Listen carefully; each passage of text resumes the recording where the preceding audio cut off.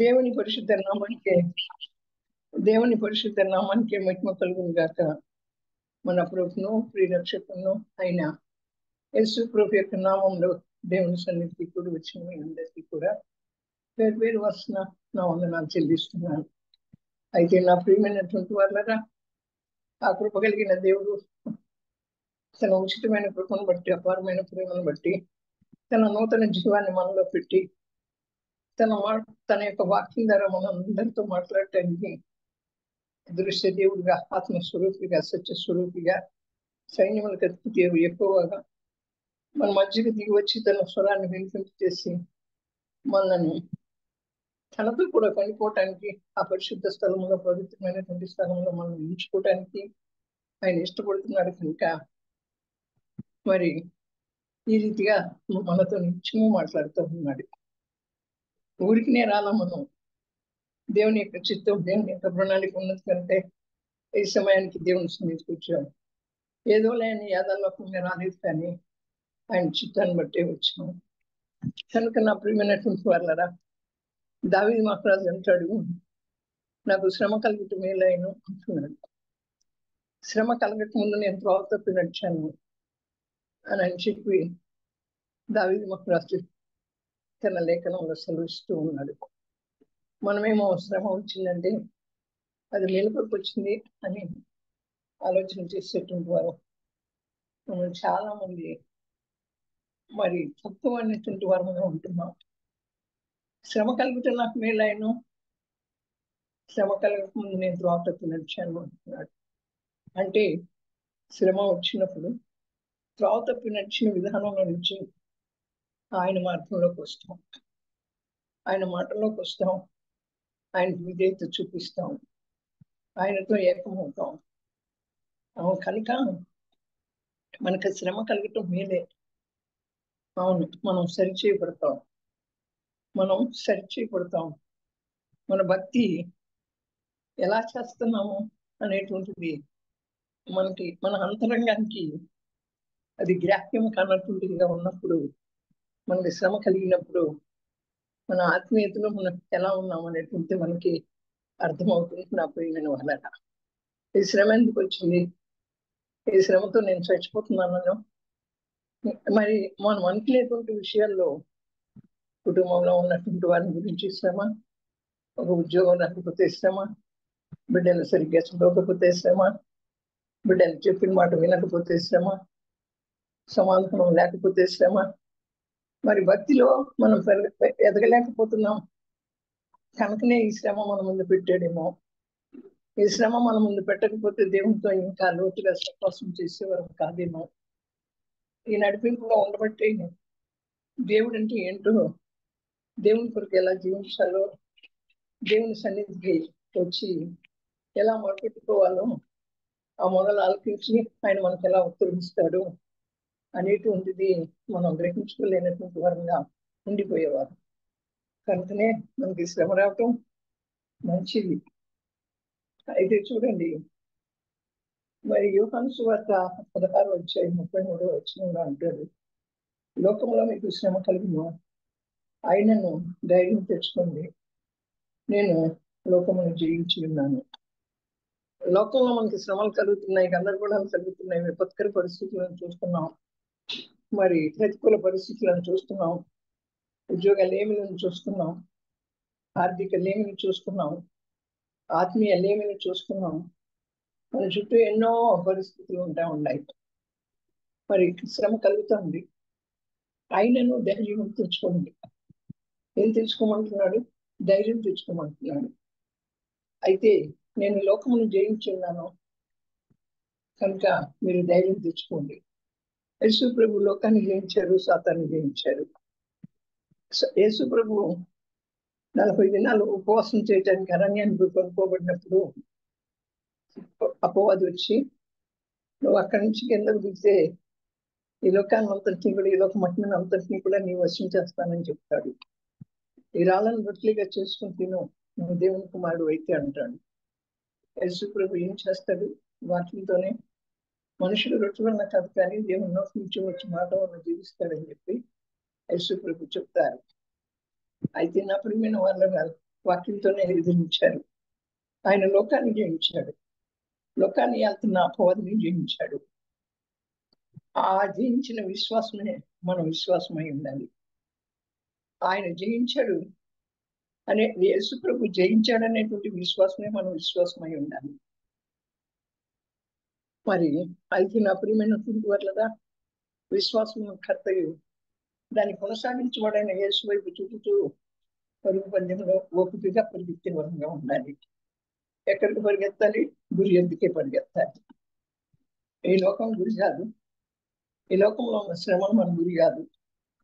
ఈ శ్రమలు ఎప్పుడూ ఉంటాయి. శ్రమల కంటే దేవుడు గొప్పవాడు. శ్రమతో చెప్పు నా దేవుడు గొప్పవాడని. ధైర్యం కలిగి శ్రమతో మాట్లాడు, సమస్యతో మాట్లాడు, మరి పరిస్థితితో మాట్లాడు. ఏదైనప్పటికీ కూడా దానితో మాట్లాడినప్పుడు మీ వ్యాధితో మాట్లాడు, బాధతో మాట్లాడితే నా దేవుడు గొప్పవాడు. ఈ వ్యాధి కంటే నా దేవుడు గొప్పవాడు. ఈ పరిస్థితి కంటే నా దేవుడు గొప్పవాడు. ఈ సమస్య కంటే నా దేవుడు గొప్పవాడు. అలాగే నాకు ప్రతికూల పరిస్థితుల కంటే నా దేవుడు గొప్పవాడు. ఈ అసమాన పరిస్థితులు కంటే నా దేవుడు గొప్పవాడు అని ఎప్పుడైతే మనం శాసిస్తామో మనం ధైర్యాన్ని తీసుకోగలుగుతాం. ఆయన ధైర్యం కలిగి ఉండండి అంటున్నాడు. దేవుడే చూస్తున్నాడు మనతో. నేను ఈ లోకాన్ని జయించాను కదా, మీరు ధైర్యంగా ఉండండి. లోకంలో మీకు శ్రమ కలుగుతున్నాను. ఆ శ్రమ ఓర్పు పరీక్ష నిరీక్షణ కలిగి చేస్తుంది. ఈ దినాన శ్రమ లేనటువంటి వ్యక్తి ఎవరు లేరు. ఆ శ్రమలో మనకు ఓర్పు వస్తుంది. ఆ ఓర్పులో ఓపిక కలుగుతుంది. ఓర్పు ఓపిక నిరీక్షణ కలిగి చేస్తుంది. ఎందుకు నిరీక్షణ వస్తుందంటే ఈ శ్రమలో నాకు దేవుడు ఓర్పు ఓపిక సహనంతో నిలబడుకునే కాకుండా నిరీక్షణను కూడా నేర్పించారు. అక్కడ నిరీక్షణ కలుగుతుంది. నిరీక్షణ లేని ఇతరుల వల్లే ప్రలాపించగా సమస్యతో చెప్పు నేను ప్రలాపించట్లేదు, నా దేవుడు గొప్పవాడు. నా దుఃఖ దినాలు సమాప్తం అయిపోతున్నాయి. నేను సంతోషంగా బ్రతకబోతున్నాను. నాకు సంతోషకరమైన సమాధానకరమైన వార్తలు నేను అనుభవించబోతున్నాను అని ఆ యొక్క మరి ఆ శ్రమతో చెప్పినప్పుడు నిరీక్షణ లేని ఇతరుల వల్ల ప్రలాపించకూడదు. ప్రతిదానికి కూడా దుఃఖపడకూడదు. కన్నీరు చర్చ టైంలో పశ్చాత్తాపడి మన బలహీనతలన్నింటినీ ఒప్పుకునేటప్పుడు పశ్చాత్తాపడి మన బలహీనతలను ఒప్పుకోవాలి దేవుని సన్నిధిలో.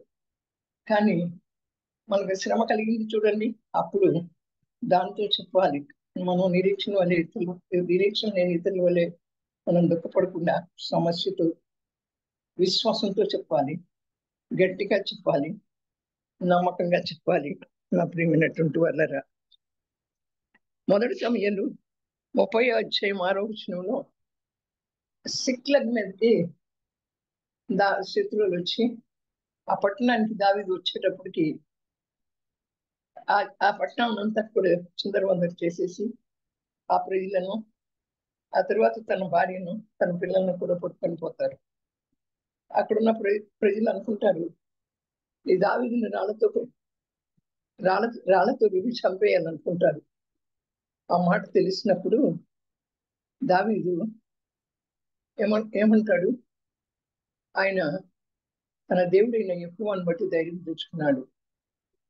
అయితే మనకు కూడా మరణ పర్యంతమైనటువంటి సమస్యలు వచ్చినప్పుడు, మన మీద అనేక రాళ్ళు విసిరబడుతున్నప్పుడు, నింద అవమానము ఇవన్నీ కూడా మన మీద ఒక రాళ్ళి విసురుతూ ఉంటాయి. వారి కష్టం కలిగినప్పుడు నిజంగా అక్కడ దావీదుని రాళ్లతో కూడా చంపాలనుకుంటారు. ఇక్కడ రాళ్ళ లాంటి మాటలతో, నిందలతో, అవమానంతో కొట్టి చంపాలనుకుంటారు. అప్పుడు దావీదు తన దేవుడైన యెహోవాను బట్టి ధైర్యం తెచ్చుకున్నట్టుగా మనం కూడా మన దేవుడైనటువంటి యెహోవాను బట్టి మనం ధైర్యం తెచ్చుకోవాల్సినటువంటి వారిలో ఉంటున్నాం. ధైర్యం విడక మనం ఆ ధైర్యాన్ని విడిచిపెట్టి భయంకరమైనటువంటి ఆలోచన చేస్తూ ఉంటాం. భయంతో కూడిన ఆలోచన చేస్తాం. ఆ భయం మనల్ని ఎక్కడికి నడిపించదు. ఎక్కడున్నామో అక్కడే ఉంచుతుంది. ధైర్యం కలిగి నా ప్రియమైనటువంటి వాళ్ళగా మరి నడిపించబడినప్పుడు మరి మనం ఏది ఎదురొచ్చినప్పటికీ కూడా ఎదుర్కోగలిగినటువంటి ఆ ధైర్యం ఏమంటారు కదా, నీ భక్తే నీకు ధైర్యాన్ని పుట్టిస్తున్నా అంటాడు.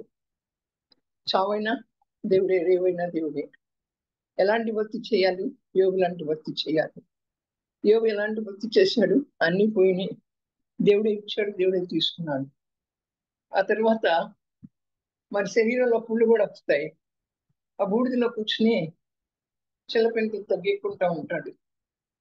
స్నేహితులు చెగతాలు చేస్తారు. భార్య వచ్చి అంటుంది, నీ దేవుని దూషించి మమ్మల్ని కారాదా అంటుంది. మేలు చేస్తేనే దేవుడా, కీడు చేస్తే దేవుడు కదా, నువ్వు మూర్ఖురాలు మాట్లాడినట్లుగా మాట్లాడవద్దాడు. అదే భక్తి. మనం అయితే దేనికి కూడా నా ప్రియమైనటువంటి వల్ల కుంగిపోతాం. ఏవో అలా చెప్పలా, ఇచ్చినా దేవుడే, ఇచ్చాడు దేవుడు, తీసుకున్నాడు దేవుడు. మనం మేలు చేస్తేనే దేవుడా, కీడు చేస్తే దేవుడు కదా అంటాడు. అలాగే మనకు మేలు చేస్తే దేవుడు అనుకుంటారు, కీడు చేస్తే దేవుడు అనుకోము. ఎఫ్ఎస్సీకి రాసిన పత్రికలో మేలునందు కీడునందు కృతజ్ఞతాస్తుతి చెల్లించమని. మన కీడు వస్తే కృతజ్ఞతాస్తుతి చెల్లిస్తామా? చెల్లించాం. మేలులేనే కృతజ్ఞతాస్తుతి చెల్లిస్తాం. అందుకని నీ భక్తి నీకు ధైర్యాన్ని పుట్టించుదా? మన భక్తే మనకు ధైర్యాన్ని పుట్టించాలి. కనుక నా ప్రియమైనటువంటి వాళ్ళగా యోగు చెప్పినట్లుగా మన భక్తి మనకు ధైర్యాన్ని పుట్టించేటువంటి భక్తిని చేయాలంటే యోగుకి ఎంత విశ్వాసం, ఎంత ధైర్యంతో ఆ మాట చెప్పగలిగాడు, దేవుడే ఇచ్చాడు, దేవుడే తీసుకున్నాడని. మేలైతే అనిపిస్తాం కానీ కీడైతే అనిపించలేమో. మూర్ఖురాలు మాట్లాడినట్టు మాట్లాడొద్దని భార్యను కోప్పడతాడు. స్నేహితులు చెరతాలు చేస్తారు. అలాగే మనం కూడా చాలా మంది ఎగతాలు చేస్తారు. మనల్ని కూడా చాలా మంది మాట్లాడతారు. అప్పుడు ఏం చెప్పాలి? అప్పుడు అంత బాగా ప్రార్థన చేసావు కదా, ఒక మంచి ఉద్యోగం వచ్చింది, ఇప్పుడు రాలేదే అనేవాళ్ళు చాలా మంది ఉంటారు. ఆ రోజు దేవుడు ఇచ్చాడు, చేశాను, ఇప్పుడు లేదు, అది దేవుని చిత్తం. దేవుడు ఇచ్చాడు, చేశాను, దేవుడు లేదు, చేయట్లా, దేవుడు ఇస్తాడు. ఇచ్చినా దేవుడే, ఇవ్వకపోయినా దేవుడే, దేవుడు దేవుడే అనేటువంటి ధైర్యం మనలో ఉంటే మనం దేనికి కూడా జరిసేటువంటి వారమే ఉండం. అలాగే చూస్తే మార్కు సువార్త 6వ అధ్యాయం 30వ వచనంలో చూస్తే యేసుప్రభు శిష్యులందరూ కూడా అదోనిని దగ్గరికి వెళ్ళమని చెప్తాడు. ఆ యేసుప్రభు వచ్చేసరికి అదోని సముద్రం మధ్యలోనే ఆగిపోతుంది. ఆగిపోయి కదలట్లా, గాలి వస్తుంది, తుఫాను వస్తుంది. యేసుప్రభువే చెప్పారు, అదోనిని తీసుకుని మీరు అద్దరికి వెళ్ళమని చెప్పారు. ఇక్కడ చెప్పిన తర్వాత వారు వెళ్తున్నారు, ధోని ఆగిపోయింది. అయితే నా ప్రియమైన వాళ్ళ యేసుప్రభు వస్తా ఉంటే చూచి అమ్మో మొత్తం దెయ్యం అన్నారు.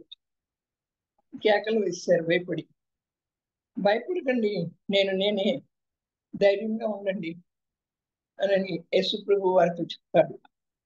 అప్పుడు యేసుప్రభు ఆ యొక్క ధ్వనిలోకి వెళ్ళిన తర్వాత ఆ గాలి తుఫాన్లు గద్దించబడ్డాయి. గాలి గద్దించబడింది, తుఫాను ఆపివేయబడింది, ఆ ధోని అవతల వైపుకు వెళ్ళింది. అలాగే నా ప్రియమైనటువంటి వాళ్ళగా మన ధోనిలోకి ఏసై రావాలి.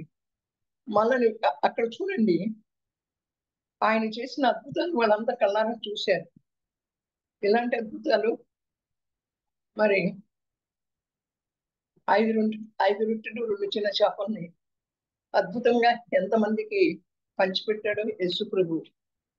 ఆయన ఏ రీతిగా అద్భుతం చేశాడో, కానాను విందులో నీటిని ద్రాక్షరసంగా మార్చి ఏ రీతిగా అద్భుతం చేశాడో వారందరూ కళ్ళారా చూసి కూడా వారి హృదయం కఠినమైపోయింది. యేసు ప్రభుని చూసి దెయ్యమా భూతమా అంటున్నారు. అలాగే మనం కూడా కళ్ళారా ఎన్నో వెలుగులు చూస్తున్నాం, మనం అనుభవిస్తున్నాం. మన బ్రతుకుల్లో, మన జీవితాల్లో, మనం ఉంటున్నటువంటి ప్రాంతాల్లో ఇది అసలు అదంతా ఇంతవరకు సజీవులంగా ఉన్నామంటే ఇది ఒక అద్భుతమే. ఇప్పుడున్న వారికి సేపు కొన్నట్ల. అయ్యో ఇందాక కదా కనుక్కుంటారు, అప్పుడే చనిపోయారా అంటున్నారు. మనం సజీవుల లెక్కలో ఉన్నామంటే ఆయన మన జీవితంలో ఒక అద్భుతం చేశాడు. సజీవులే కదా ఆయన్ని స్తుతించేది. మనం నిన్ను స్తుతించిన కనుక మనం ఆయన్ని స్తుతించడానికి, ఆయన నామాన్ని మహింపరచడానికి, ఆయన సన్నిధిని వెతకటానికి మనల్ని ఏం చేశాడంటే సజీవుల లెక్కలో ఉంచాడు. ఏమంటారు, నా విమోచకుడు సజీవుడు. మనల్ని విమోచించిన వాడు సజీవుడు, ఇంకా కూడా సజీవుడిగానే ఉన్నాడు. ఆదియో అంతమో ఆయనే, అల్ఫా ఒమేగా ఆయనే. సదాకాలం మనకు తోడైంది నడిపించే దేవుడు ఆయనే కనుక ఆయన సజీవుడిగానే ఉన్నాడు. అయితే నా ప్రియమైనటువంటి వాళ్ళగా వీళ్ళు అది గుర్తించలేదు కనుకనే బెంబేలు పడ్డారు, భయపడ్డారు, కంగారు పడ్డారు. యేసు ప్రభు ఎప్పుడైతే ఆ ధోనిలోకి వచ్చారో అలాగే మన జీవితాలు కూడా, మన ధోని అనేటువంటి మన జీవితం కూడా ఈ లోకంలో మధ్యలోనే ఆగిపోతుంది. ఆ దరి అంటే ఆ కణానికి పరమ కణానికి చేరేటువంటి ఆ ప్రదేశానికి, ఆ ఒడ్డుకు వెళ్ళక మధ్యలోనే ఆగిపోతా ఉంటుంది.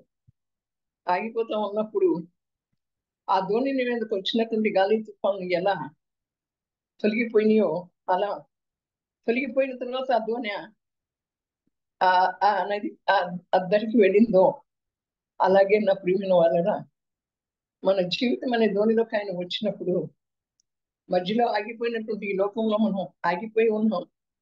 ఆ దగ్గరికి వెళ్ళాలి. ఎప్పుడైతే యేసు ప్రభు మనలోకి వస్తాడో ఆయన మనల్ని నడిపిస్తాడు. మన జీవితంలో వచ్చిన గాలి తుఫాన్లన్నింటినీ కూడా గద్దించి మనల్ని చిన్నగా చేసి ఆ యొక్క పరమకాణానికి చేర్చేటువంటి దేవుడుగా ఉంటాడు. నా ప్రియమైనటువంటి వాళ్ళగా కనుక భయపడి నేనే అంటున్నాడు శిష్యులతో. మనం కూడా ఎంతో భయపడతాం. అక్కడ దేవుడు నేనే అని చెప్తూ ఉన్నాడు. అయితే నా ప్రియమైనటువంటి వాళ్ళగా ఇక్కడ చూస్తే దినవృత్తాంతాల గ్రంథం 2వ దినవృత్తాంతాల గ్రంథం 15వ అధ్యాయం 7వ వచనంలో అంటాడు, మీరు బలహీనులు కాక ధైర్యం తెచ్చుకున్నది. మనం ప్రతి పరిస్థితిలోనూ బలహీనం అయిపోతాం, ప్రతి విషయంలోనూ బలహీనం అయిపోతాం. దానితో బలం తెచ్చుకోలేనటువంటి వారంగా ఉంటాం. పౌలు గారు అంటాడు, నేను ఎప్పుడు బలహీనున్నా అప్పుడే బలవంతుని. అలాగే మనం బలహీనం కాక బలవంతులంగా ఉండాలి. అట్టి బలవంతమైనటువంటి జీవితాన్ని మనం బలవంతమైనటువంటి శక్తితో, బలంతో నింపబడి మనకు ఎదురవుతున్నటువంటి వాటిని అన్నింటినీ కూడా ఎదుర్కోవడానికి ఆయన శక్తి, ఆయన బలం మనకు కావాలి. అయితే నా ప్రియమైన వాళ్ళరా, మరి హగ్గయి గ్రంథం 2వ అధ్యాయం 4వ వచనంలో జెరుబ్బాబెలు ధైర్యం తెచ్చుకో, యెహోషువ ధైర్యం తెచ్చుకో, సమస్త జనులారా ధైర్యం తెచ్చుకోండి, పని జరిగించుడి, నేను మీకు తోడై ఉన్నాను. జెరుబ్బాబెలుని అడ్డగింప ఓ గొప్ప పర్వతమాన్ని ఎంతటి దాన్ని చదునుగా చేసినాను అని హగ్గయి గ్రంథంలో రాయబడి ఉంది. జెరుబ్బాబెలు మందిరాన్ని కట్టబడుతూ ఉన్నప్పుడు ఆటంకాలు వచ్చినప్పుడు, సమస్యలు వచ్చినప్పుడు, అలాగే మనం కూడా దేవునితో నడవాలనుకున్నప్పుడు, దేవుని కొరకు పనిచేయాలనుకున్నప్పుడు, దేవుని కొరకు బ్రతకాలనుకున్నప్పుడు ఎన్నో ఆటంకాలు ఉంటాయి. ప్రతిదీ ఆటంకంగానే కనపడుతుంది.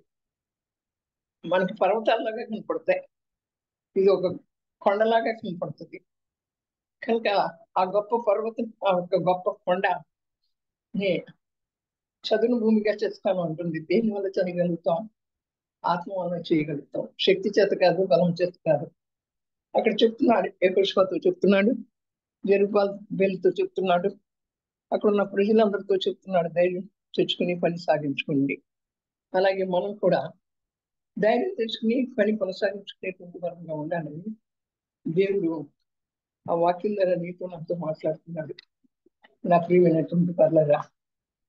అయితే అక్కడ సామెతలు 18వ అధ్యాయం మరి 7వ వచనంలో నీతిమంతులు సింహం వలె ధైర్యంగా ఉంటారు. మనకి ఎక్కడి నుంచి వస్తుంది ధైర్యం? ఆయన నీతే అన్నాడు కనుక ఆ నీతిలో మనం ప్రవేశించినప్పుడు మనం సింహం వలె ధైర్యంగా ఉంటాం. ఆయనే మన నీతి. నా నీతిని నేను రాజ్యాన్ని వెతకమన్నాడు కదా. ఆయనే మన నీతి అయినాడు కనుక ఆ నీతిలోకి అది వెతకడానికి మనం ప్రవేశించినప్పుడు చాలా ధైర్యం కలిగి ఉంటాం. నా ప్రియమైనటువంటి వాళ్ళగా ఈ రీతిగా మరి లోకంలో శ్రమ కలుగుతుంది, ధైర్యం తెచ్చుకుంది. ఈ లోకాన్ని నేను జయించినానని చెప్పారు. దావీదు యెహోవాను బట్టి ధైర్యం తెచ్చుకుంటున్నానని చెప్పారు. అరే మీరు బలహీనత కాక ధైర్యంగా ఉండండి అని దేవుడు మాట్లాడారు. మరి ఆ యొక్క శిష్యులు ఆ ధోనిలో ఉన్నప్పుడు యేసుప్రభుని చూసి భయపడిపోతే ఆ ధోని మధ్యలో ఆగిపోయింది. ఎలమని చెప్పింది యేసుప్రభువే. ఈ లోకంలో ఈ లోకంలో నుంచి మనల్ని తీసుకువెళ్ళడానికి తన దగ్గర పెట్టుకోవడానికి వచ్చారు యేసుప్రభు. మనల్ని కూడా మన ధోని అనేటువంటి జీవితాన్ని కూడా అందరికీ చేర్చడానికి యేసుప్రభు వచ్చారు. కానీ మనం మధ్యలోనే ఆగిపోతున్నాం. ఆ యొక్క మన ధోనిలోకి వచ్చి ఆయన మనల్ని నడిపించి మన ధోనిలోకి ఆయనకి స్థలం ఇవ్వాలి. ఆ రీతిగా స్థలాన్ని తీసుకువెళ్ళడానికి దేవుడు మన కోసం వచ్చాడు. యోగు అంటారు, నీ భక్తి నీకు ధైర్యం పుట్టించుదా అంటారు. మేలు చేస్తున్న దేవుడా, కీడు చేస్తే దేవుడు కాదా అంటారు. అలాగే నా ప్రియమైనటువంటి వాళ్ళరా, మరి అగ్ని గ్రంథంలో జెరుబ్బాబెలు నీకు అడ్డుగా వచ్చిన పర్వతాన్ని చదును భూమిగా చేస్తానని, అది దేని వల్ల జరుగుతుందంటే ఆత్మ వల్ల. మనం ఆత్మను పొందుకోవాలి. పరిశుద్ధాత్మను మనలోకి వచ్చినప్పుడు మనం బలం పొందుకుంటాం, శక్తిని పొందుకుంటాం. ఈ లోకంలో అపరిశుద్ధత కలిగిన లోకంలో, అపవిత్రమైన లోకంలో కుళ్ళు, కుట్ర, ఈర్ష్య, అసూయ, ద్వేషం కలిగినటువంటి సమాజంలో మనం బ్రతుకుతూ వస్తున్నాం. ఇవన్నీ కూడా మనకు అంటకుండా ఉండాలి అంటే పరిశుద్ధాత్మలు మన హృదయంలోకి రావాలి. మన చుట్టూ ప్రతికూల పరిస్థితులు ఉన్నా, మన చుట్టూ సింహాలు లాంటి, నక్కలు లాంటి, పులులు లాంటి, తోడేళ్ళు లాంటి మనుషులు ఉన్నా, మనలో పరిశుద్ధాత్మలు ఉంటే వాటన్నింటినీ కూడా జయించి ముందుకు నడవగలిగినటువంటి జైలు జీవితాన్ని ఇస్తాడు. కనుక ఆ శక్తిని మనం పొందుకోవాలని నా ప్రియమైన వాళ్ళారా. నీతివంతుల సింహం వలె ధైర్యంగా ఎదుర్కొంటారు. ఆ నీతిని ఆ రాజ్యాన్ని వెతుకున్నారు. దేవుడు ఈ వాక్యం ద్వారా మనతో మాట్లాడినందుకు దేవునికి ఏమి ఇచ్చి మనం రుణం తీర్చుకోలేం, కానీ రక్షణ పాత్రను చేతి పట్టుకుని కృతజ్ఞతాస్తుతులు చెల్లించుకుంటున్నాం. ప్రభువా, ఎంత మంచి దేవుడువో, ఎంత గొప్ప దేవుడువో, మాకు చాలని దేవుడుగా ఉండి మమ్మల్ని నడిపిస్తున్నందుకు మీకే వందనాలు. ప్రార్థన చేసుకున్నాం. పరిశుద్ధుడా, ప్రేమ స్వరూపి, ఏ రీతిగా మాతో మాట్లాడారు, మమ్మల్ని ధైర్యం వహించమన్నారు, ధైర్యం కలిగి ఉండమన్నారు. అటు ధైర్యాన్ని మాకు ప్రసాదించే దేవుడు నీవే. పరిశుద్ధాత్మగా మాలోకి వస్తే మేము అటు ధైర్యాన్ని పొందుకుంటాం కనుక మా హృదయంలోకి మీరు వచ్చి మమ్మల్ని మీరు నడిపించుకున్నందుకే మీకు స్తోత్రాలు. బలహీనంగా ఉన్నప్పుడు ధైర్యంగా ఉండమన్నావు, బలహీనలు కాక ధైర్యంగా ఉండమన్నావు. యెహోషువతో చెప్పావు, నిబ్రమ కలిగి ధైర్యంగా ఉండమని. ఆ రీతిగానే మాతో కూడా చెప్తున్నావు, నిబ్రమ కలిగి ధైర్యంగా ఉండనట్లు. ఈ వాక్యం ద్వారా మీరు మమ్మల్ని దీవించి ఆశీర్వదించినంత స్తోత్రాలు చెల్లిస్తూ త్వరగా రానైన యేసు ప్రభు యొక్క శక్తి నామంలో ప్రార్థించి పొంది విన్నాము. ఆమేన్.